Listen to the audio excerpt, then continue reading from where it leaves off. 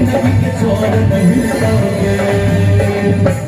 और कहा गया है जो मोबाइल वही काम करता है जहां पे टावर होता है, और ताली वही बजाता है जिसके हाथों में पावर होता है। इनकी हमारे पार्टी के लिए पावर है। सरदार बाबा के देखिए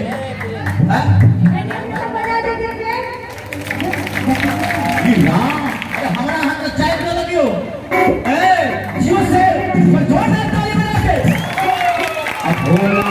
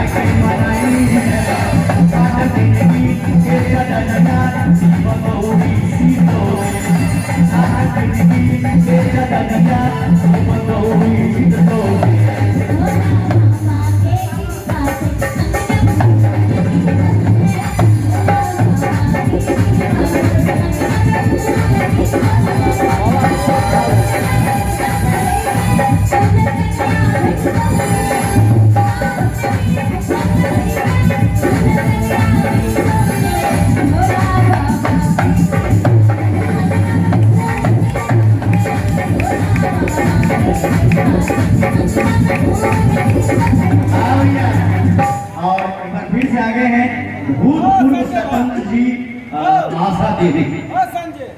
आशा देवी जी, इनके माध्यम से एक बार फिर से 51 रुपए का प्यारा सा पुरस्कार। बहुत बहुत धन्यवाद।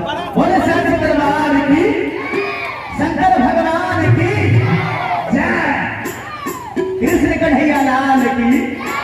सावन में जल चढ़े सावन में जल